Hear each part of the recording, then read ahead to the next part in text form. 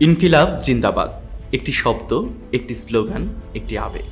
বাংলাদেশের রাজনীতিতে এবং উপমহাদেশের ইতিহাসে এই শব্দটি বহুবার উচ্চারিত হয়েছে। কিন্তু প্রশ্ন হচ্ছে, ইনকিলাব শব্দের অর্থ কি? এটি কি বাংলা শব্দ?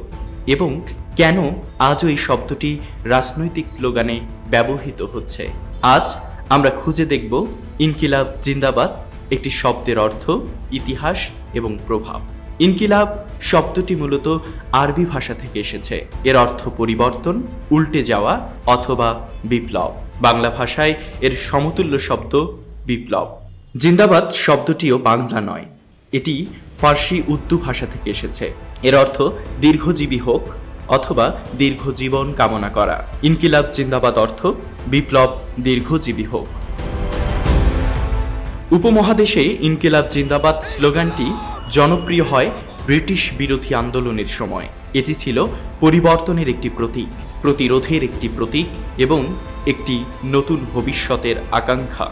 সময়ের সাথে সাথে এই স্লোগানটি বিভিন্ন রাজনৈতিক দল এবং বিভিন্ন আন্দোলনে ব্যবহৃত হয়েছে। কারণ এই শব্দটি শুধু একটি শব্দ নয়, এটি একটি অনুভূতি, একটি ধারণা, একটি প্রতীক। বাঙালি একটি ভাষাভিত্তিক জাতি। 1952 সালের ভাষা আন্দোলন আমাদের জাতীয় পরিচয়ের ভিত্তি তৈরি করেছে। তারপরেও বাংলাদেশের রাজনীতিতে অনেক অবাংলা উৎসের শব্দ ব্যবহৃত হয়। ভাষাবিদদের মতে ভাষা একটি জীবন্ত বিষয়। সময়, ইতিহাস এবং সংস্কৃতির সাথে ভাষাও পরিবর্তিত হয়।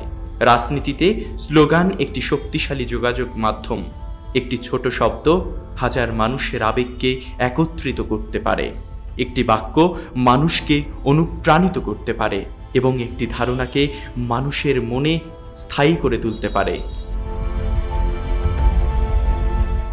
বিশেষজ্ঞদের মতে স্লোগান একটি রাজনৈতিক বার্তাকে সহজ এবং শক্তিশালী করে তোলে। কিছু মানুষ মনে করেন ইনকিলাব একটি ঐতিহাসিক এবং রাজনৈতিক শব্দ। আবার কেউ মনে করেন বাংলা ভাষার নিজস্ব শব্দ বিপ্লব ব্যবহার করা উচিত।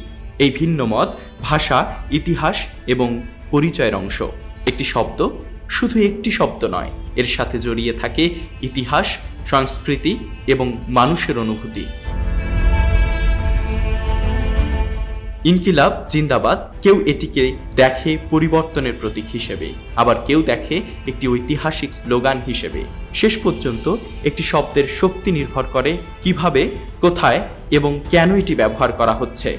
বাংলাদেশের ভবিষ্যৎ নির্ধারণ করবে শব্দ নয়, মানুষের সচেতনতা, মানুষের মূল্যবোধ এবং মানুষের সিদ্ধান্ত।